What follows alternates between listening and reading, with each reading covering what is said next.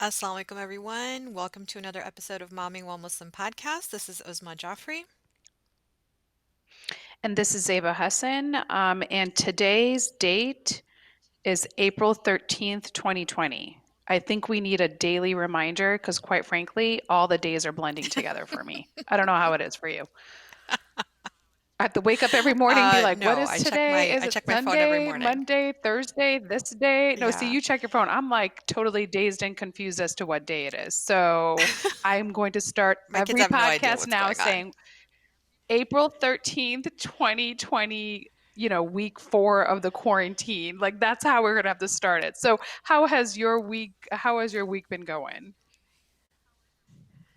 My week has been really good. I have embraced my inner homemaker, an identity that I have evaded for many, many years now. I was Susie Homemaker when I first got married, and it was also novel and exciting, and then it lost its charm very quickly.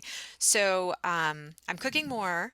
I have instituted chai time every day at 4 o'clock because that way the kids can have Ooh, I one like that. scheduled snack where after they can potentially leave me alone. It hasn't worked out that way yet. I did the Dalgona coffee based on Oh your yeah. post, and I have to say it's just I desi think it was coffee, my sister's which is post. Indian subcontinental Is it coffee. good? Yeah, it's just totally Is it it. good? Is it good? No, you need to mix it a different way. The way that You're like, Indo-Pacs, like the no way we way. mix it, that's how you do it. And I have been, oh, I just made homemade donuts. I made cinnamon sugar donuts Oh, this morning, so that yay. is my inner homemaker. What's going on at your house?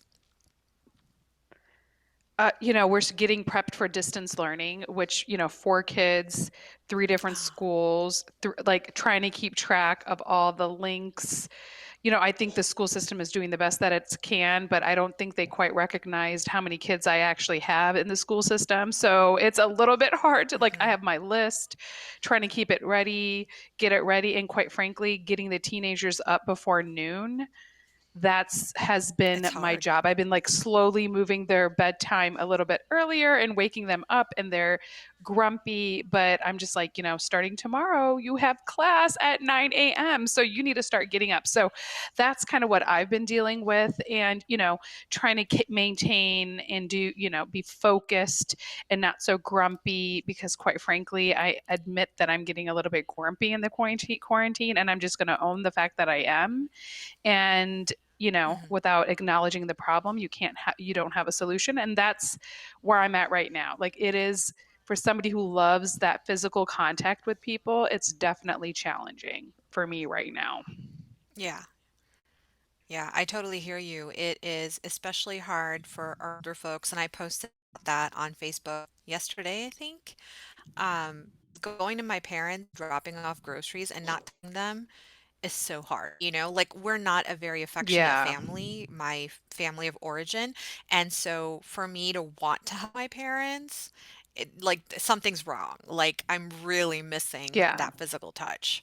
And it's Oh. tough because I'm still going out and working, but I don't want to expose them. My husband's going out and working and he's going to expose them. So, he's like, I don't want to bond them, because they're immunocompromised and stuff. So, it is what it is. Embracing that. Do You're you so have a soapbox for us today, or is it just like more of the same for us? It's kind of more of the same. So yesterday, New York City hit 9,000 coronavirus deaths. Our soapbox is kind of, please keep in mind that whatever the numbers are, they're not really accurate. So get this, we can't really report an accurate number of deaths because not everybody is being tested. There are plenty of people who are coding in their houses and sick in facilities, like facilities where I work, where we're not testing, and no mandatory post-mortem testing for coronavirus right now. So I am going to be doing a webinar on Thursday, I believe, from the CDC about how to document coronavirus deaths. I don't feel comfortable signing death kits if I don't know somebody died of coronavirus and we're not suspected coronavirus. So again, the numbers are not exactly accurate. Yesterday, New York City, the biggest hotspot, had 9,000 coronavirus deaths. Um, a thank you to all the healthcare workers, right down to the folks that are cleaning each. realizing it after. And then, thank you to all of you who are on the front lines in New York, especially Muslim health workers that we know make up a significant population, minority population, but a significant minority population in the healthcare workers in America. Thank you. Y'all be safe. And to keep them safe, we as a community um, we can handle staying home. I know it drives us crazy, and the Zoom school schedules are driving us crazier, but let's just let's flatten this curve. We can do it together. Yes. Thank you so much for the soapbox, Ozma. I definitely appreciate it. And you did mention education and us getting back to our, or at least here in the Virginia area, getting back to school starting this week. It's like kind of like an anticipated thing. And quite frankly, we've learned how critical our educators are to our kids during this time. To be honest with you, like I'm all about if we have to raise taxes to to start helping these teachers because it is very hard doing it Hallelujah. all, and we are so, like, please, praise be to God. Like, to be honest with you, I love my children, but I don't like them that much. And I'm just going to be real about that right now. And I do have to say, like, it's a very critical time, especially with our holy month coming up. And we are so blessed and thankful that we had one educator here in the Virginia area that essentially rose to the challenge of making our world a safer place. She is the first Muslim elected to the Virginia State Senate this past November. Before that, she served as a professor of American literature and as a college administrator for nearly 30 years. And I had the good fortune of being able to listen to her speech at a most recent Engage event, which she will talk about. It gave me goosebumps. Please welcome Senator Ghazala Hashmi. Assalamu alaikum, Senator. Welcome. Welcome to the show. Thank you so much. Walaikum assalam. Glad to be here. Thank you so much for inviting me. We had issues with the tech, but I'm so glad that we can finally hear you and you can see us and it's all good. Um, Senator, we were really excited when you won in November, and I think last year on a couple of our episodes, we were like, "There's women running, and they're winning." We were really excited to see representation by Muslim women in houses of legislature and in cities across America. We're super excited. Can you tell us a little bit about your family background and maybe your career and how all of those things kind of helped you decide to do this crazy thing and run for office? And win? Sure. Thank you. Win, and Winning by was the way, important the and it took a, Confederate, yeah, winning was the important, and in the capital of the Confederacy, I have to say. So I am extremely proud of Dr. Hashmi Yes. being from the Virginia area. well, thank you. And yes, this was an important and symbolic win as well because it flipped a seat that had been held by Republicans for close to 30 years. And it was a critical seat to win because it also flipped the Virginia Senate to from red to blue. And that, as you know, also was an important role in flipping the General Assembly. We have both the House of delegates as well as the Senate. So this race was important, and so many people played such a critical part in the campaign. So I've always been very thankful for the role that so many people played. But just to share a little bit about my background, I was really excited to just learn, Uzma, that you and I have a common connection in our Hyderabadi The roots. hydro I connection. was born, Yes. that's right. I was born in Hyderabad and lived there until I was 4 years old. And my father had come to the States a few years before my mom and my brother and I. He had come here to work on his PhD. And once he finished his degree, we joined him, and he was a professor of political science and American government for 30 years in Georgia Southern University. So I grew up in Georgia. I have very strong roots and connections to friends in Georgia, and it's played a very important role for me to be a part of the Southern heritage, to really understand the South, to understand the kind of different communities and relationships that we have in the South and the issues that continue to affect so many of our communities. So I followed my dad's footsteps. I always wanted to be a professor my whole life, and I decided to go into American literature. And my focus was also on a political level as well. I looked at the ways in which history and politics shaped American poetry specifically, and how poets helped to shape and define our understanding of our American ideals. And so it wasn't too far a remove for me to engage politically. I've always been very politically active and concerned with the issues that impact all of us. But I had settled into a fairly comfortable life of teaching and working at a community college and enjoyed that tremendously. I had not anticipated that I would run for a political office. And it wasn't until 2017 that an event that Right. propelled so many women, so many women into politics, women from a wide diversity of professions. And that was, of course, the uh, election and inauguration of Donald Trump into the presidency. And I knew I had to do something. I wasn't sure what shape that would take. I didn't know that a year later I would launch a full campaign, but I knew that I had to gather the momentum and really speak out. And so that was the impetus. So, what was it about his win? Obviously, we all have our moments, of that election. But what was it specifically for you that made you say, you know what, I have to do something about this, and I have to do it now?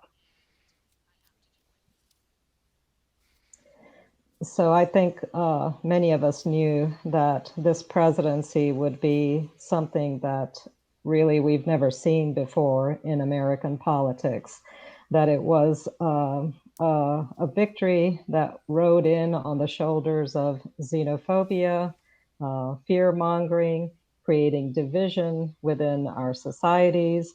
And it employed a rhetoric that was particularly ugly. It sought to demonize certain groups of people, but most especially immigrants, and most especially people who are already marginalized and vulnerable. And it was that ugliness that was created apprehension for me. And then when his first policy act after inauguration Mhm. was to impose the Muslim ban and to push repeatedly for that. So I actually one day had driven into work. This was February of 2017. I driven into work, pulled into my parking lot, and I had a massive panic attack. I had never had a panic attack before in my life, and I couldn't get out of my car. I realized my heart was racing and I was having difficulty breathing. And it was because on the way to work, I'd listened to an NPR story about the Muslim ban and how there was this talk of creating a Muslim registry. And we know from history that anytime these kinds of actions are put into policy, implemented by government, they lead to social change, but they also lead to social catastrophes.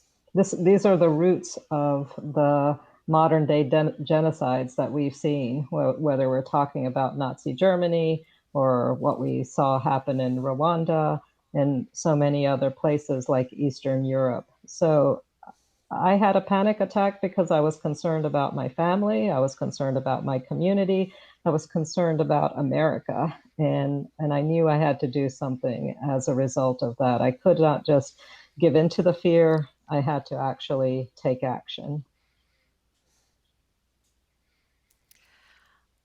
I just want to invite the audience on Facebook and YouTube to go ahead and, feel free to ask Senator Hashmi any questions as well. And then we'll try to, give her an opportunity to answer them. But we have so many of our own questions. So we'll try to slip in any audience members who have that as well. So, Senator Hashmi,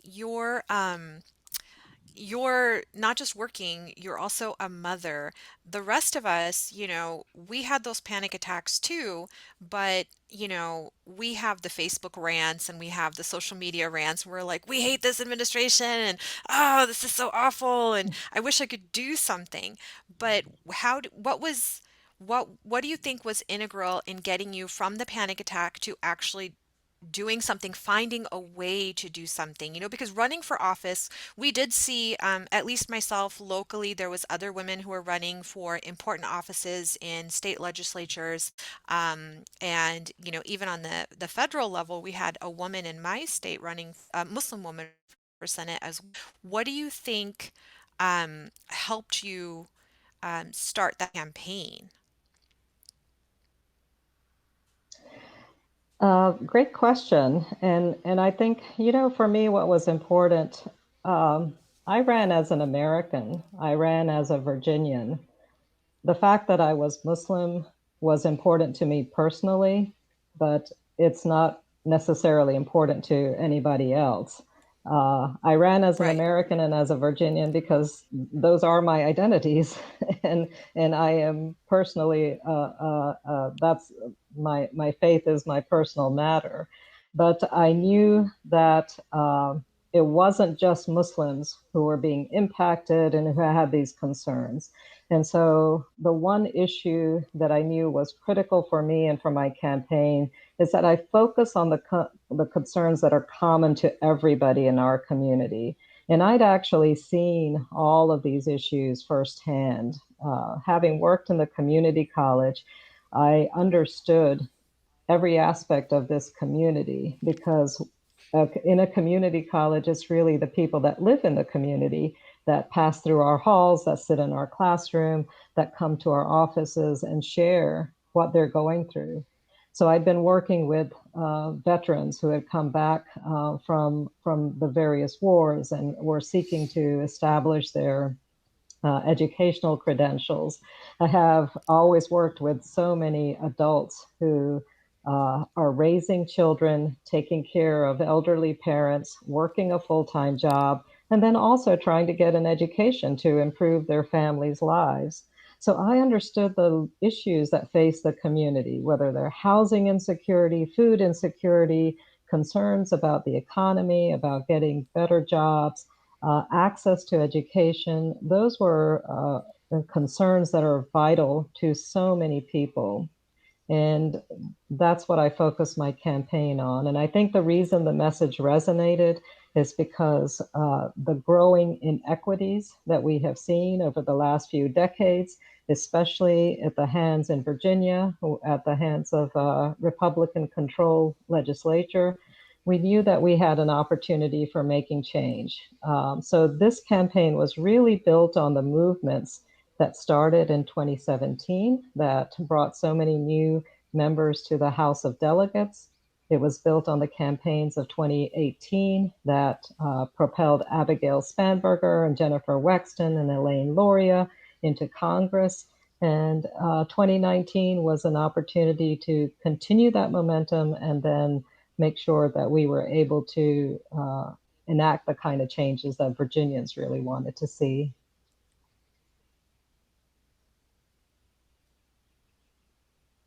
And as a fellow Virginian, I definitely appreciate that in the sense that we really I feel like we can really flip the dynamic in the government and the fact that we are, like my kids are super proud. Like I'm originally from Chicago, so I have to say it took me a long time to get Virginia pride. I'm just going to be honest about that. But the fact that my kids are born and raised in Virginia and they're just like, so many presidents are, and they have the Virginian pride, and seeing such a cool wave in like we were very big fans of Jennifer Wexton, and we kind of helped her from here because we were District 10 in the Virginian area, and to be able to be a part of it from the ground up was such a cool experience for my family specifically and my kids particularly because they had never really seen a political campaign from the ground up.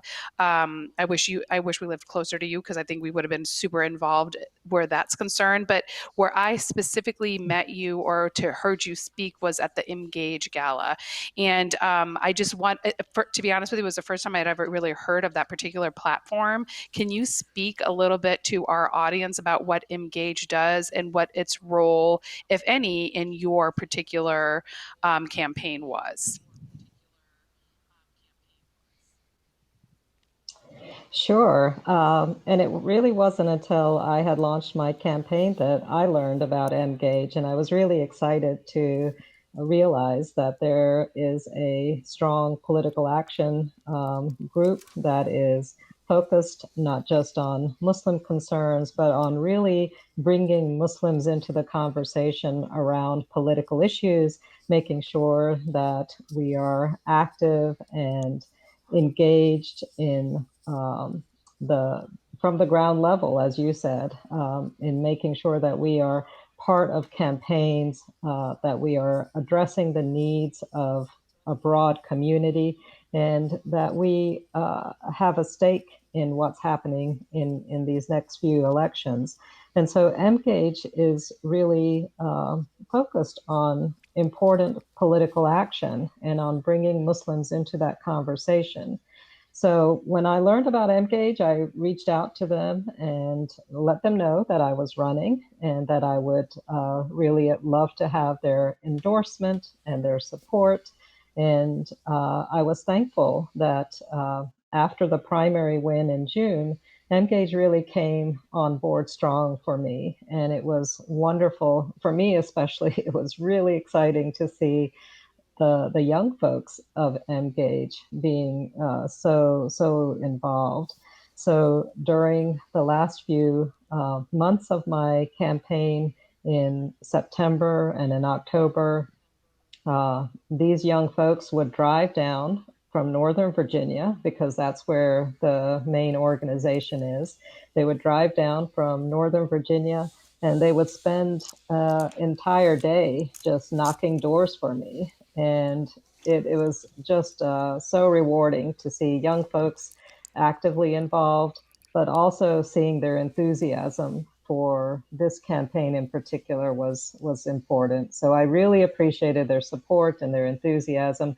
One of the comments that one of the young folks made has really stood out to me. He said, "You know, we've been focused as a Muslim community on making sure young people are actively involved and are getting engaged with political issues. But then we looked at you and realized," and he paused for a moment. He didn't want to say old, but I said, "You can say it." He said, "We realized old people can do this too, that we can make these kinds of impacts." There's hope out there for us. That's right. I said, yes, That aunties and uncles should get off their rockers and should be also engaged in That's this political activity. So That is so funny. Well, kind of riding on the coattails of that, unfortunately, I think ageism kind of is a very broad kind of discrimination. There is, I think, maybe some stereotypes about politicians from back home, but it's not like it was unheard of for people in Muslim communities to be engaged in those back home countries, like engaged politically. What do you think is holding people back, especially in, the majority of Muslim Americans have some kind of an immigrant background. So, what do you think is mhm, holding those people back from engaging in American politics? Is it because they think they have to be crooked mhm. like back I think, home, or they think they don't have a chance? I mean, what do you think is holding them back? yeah, that's a great question. And I think all of those issues are really involved in this concern. I think, first of all, as immigrants, so many folks, when they're first generation immigrants, the goal is to put your head down, do the hard work, establish yourself, put down some roots, make sure your kids get a great education and that they thrive. And so the focus is on survival and on community building, on making sure you're able to establish those deep connections in a new country. So I can understand that as part of the reason why some in our communities have not been as actively engaged. But then, as you just said, Uzma, there is this concern about politics being the realm of the corrupt. And I didn't quite Mhm. realize that. Having grown up here, um, after the election, I was talking to a gentleman who had been very actively supportive of my campaign and who had donated generously.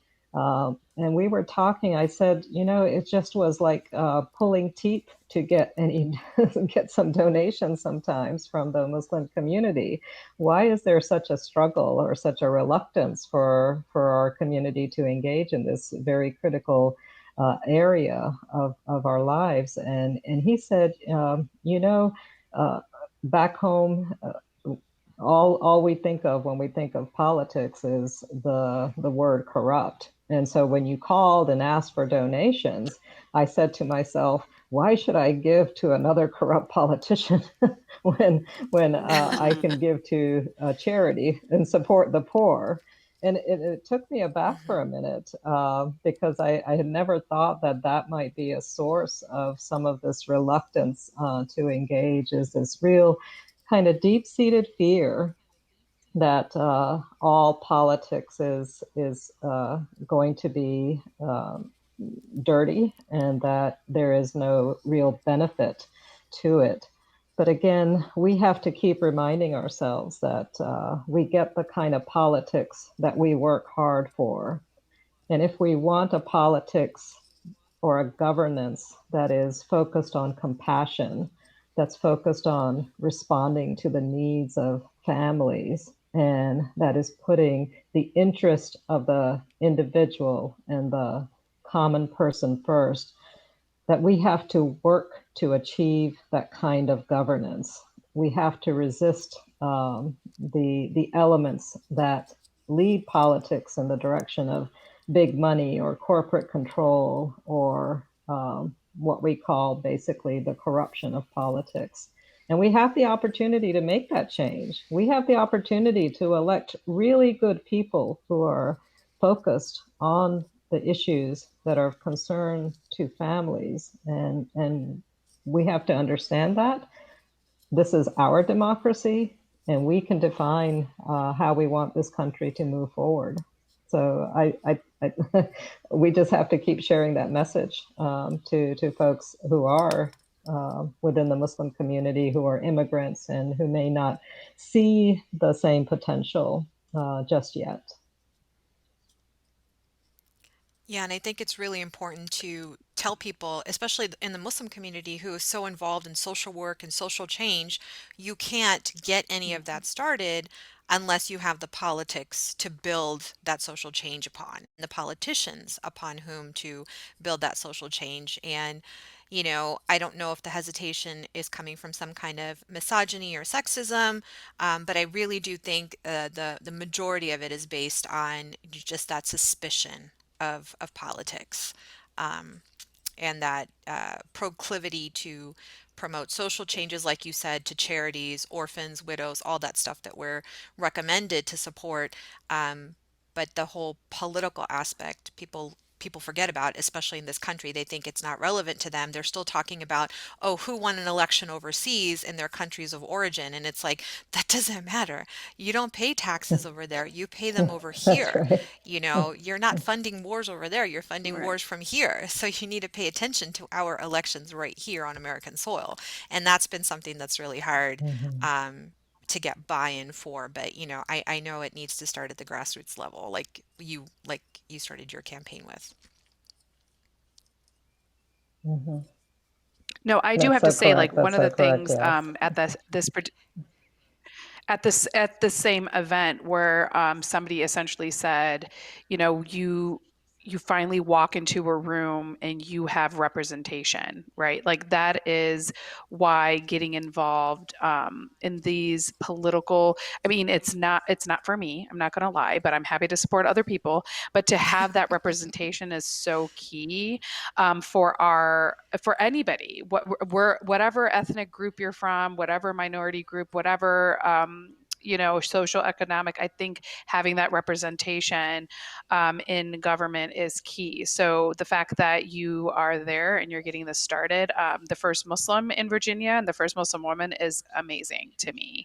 But my question to you is this: as an educator, okay, I'm just going to speak to you mom to mom.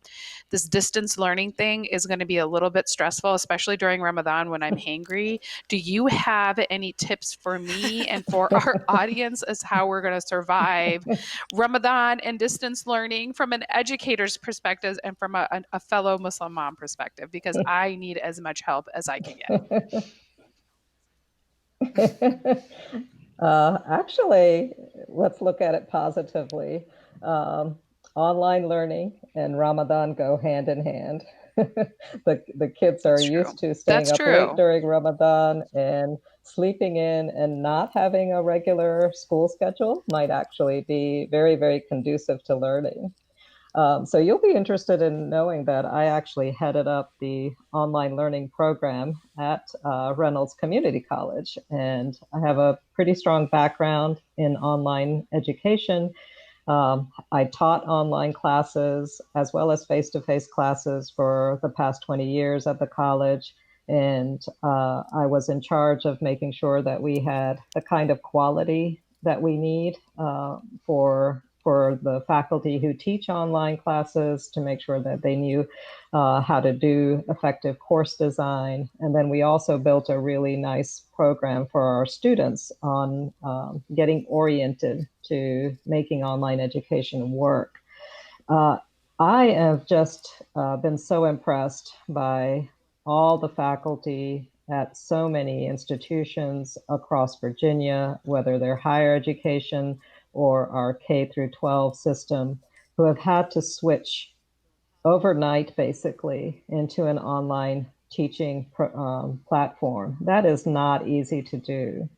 And so, the one thing that I advise both teachers and students, and also now parents, is to give ourselves the space and the opportunity to learn how to do this slowly. It's not the same as learning in a classroom.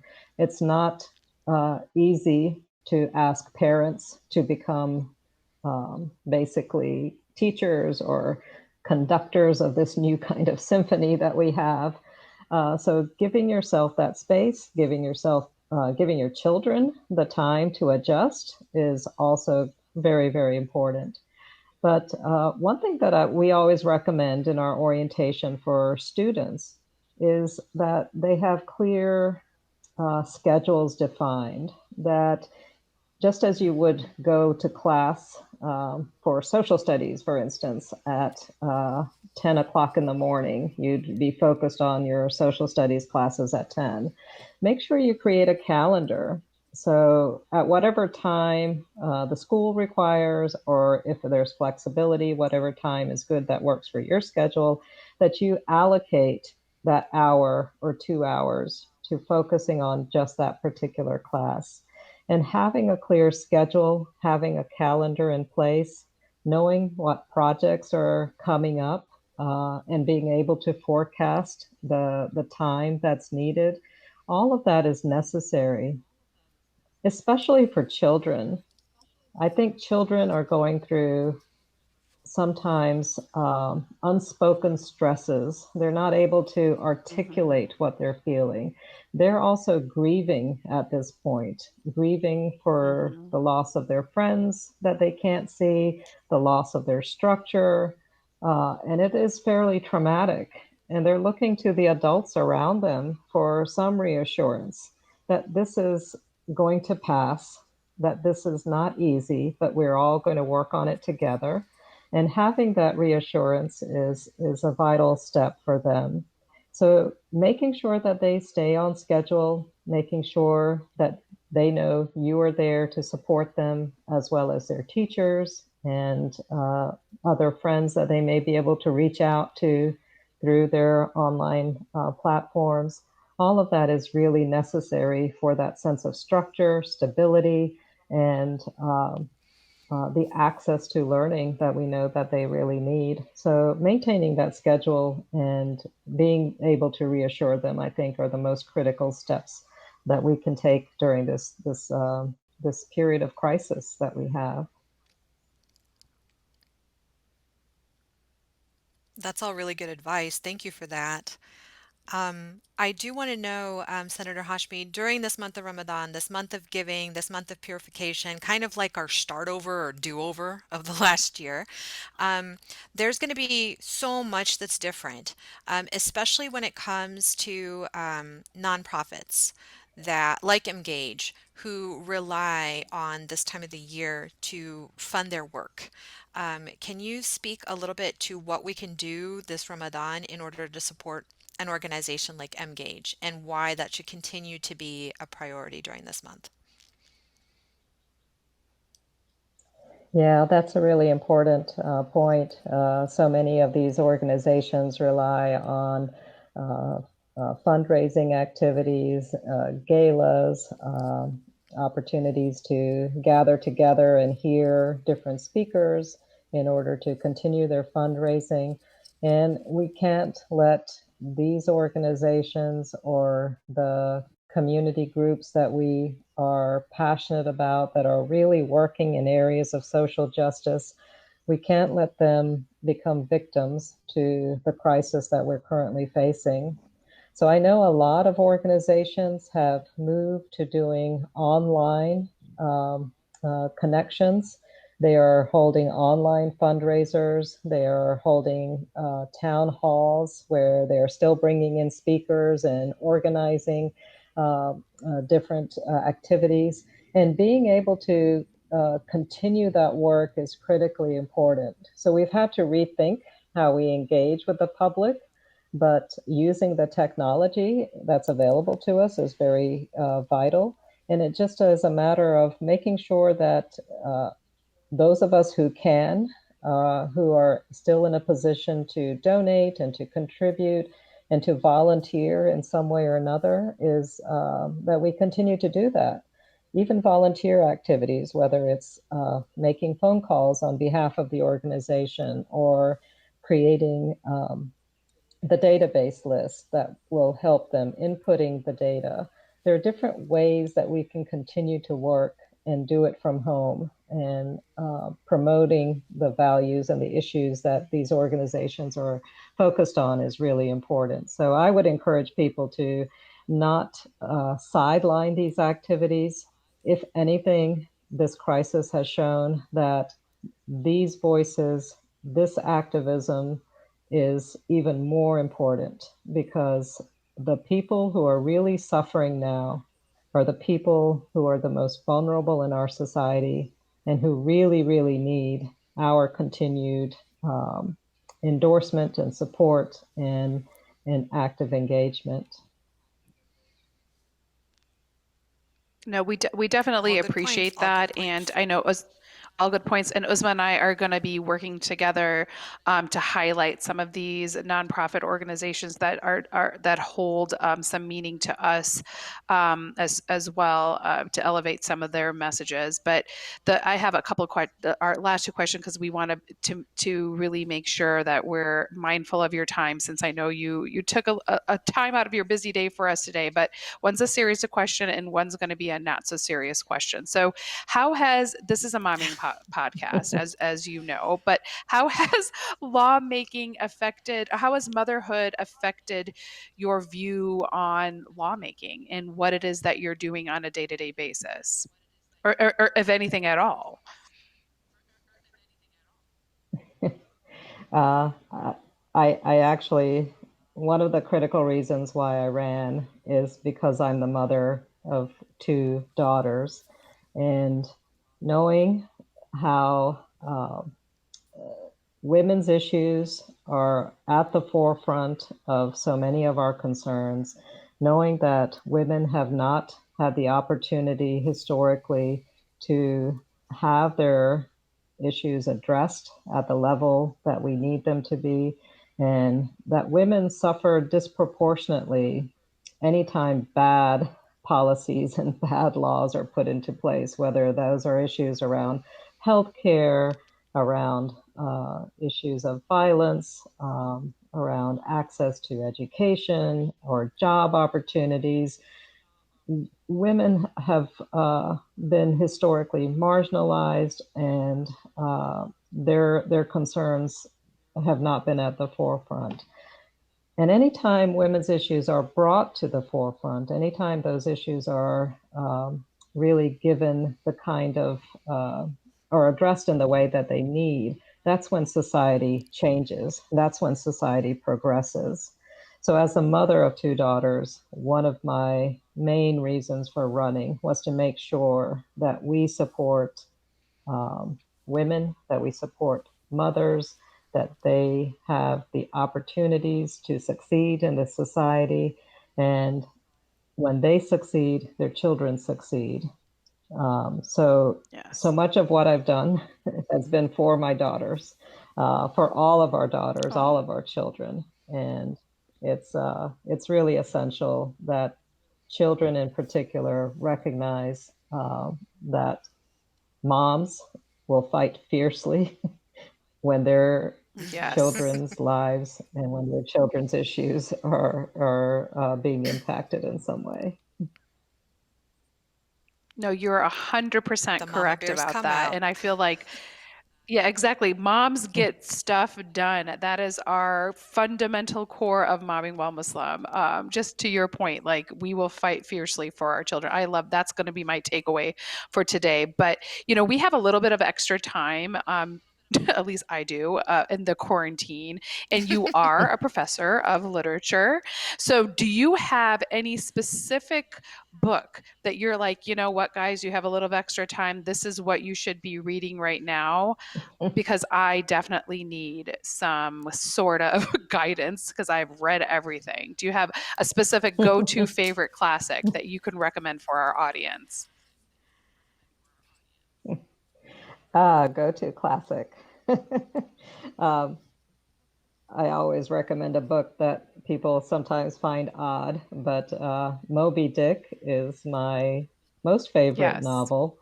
I think it is Mm. a comprehensive evaluation of the human condition. Anything you want to know, basically about humanity, is is in Moby Dick. The only main concern I have with Moby Dick, unfortunately, though, is that there are no women in Moby Dick. But it helps us to understand the world of men sometimes, but of humanity in general.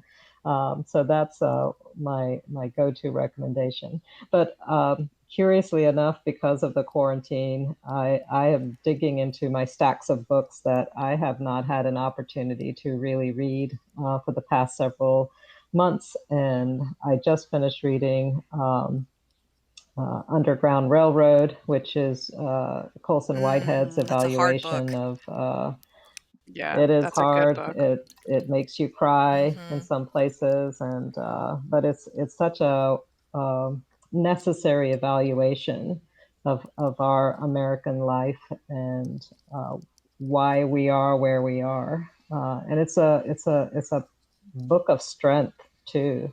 The main character Mhm. Cora is resilient in the ways that we know women are resilient, and she embodies so much of what we value as Americans. So that has just become a new favorite of mine. But I'll be reading Geraldine Brooks. I'll be reading some fun stuff too, some mysteries and thrillers. And I think it's important that we always be able to balance our lives with some serious matters as well as just some uh, kind of reached for art that can also just offer us escape from the situation that we're in right Yes. now. Escape is good, but I like how you are talking about the Underground Railroad being a reflection of where why we're where we are today. I was totally expecting, given your background in both literature and from the South, to say something like Zora Neale Hurston or William Faulkner, because another thing you and I have in common is I majored in literary studies when I was in college. I didn't teach at a professor level or anything like that, but love Southern literature. It is amazing.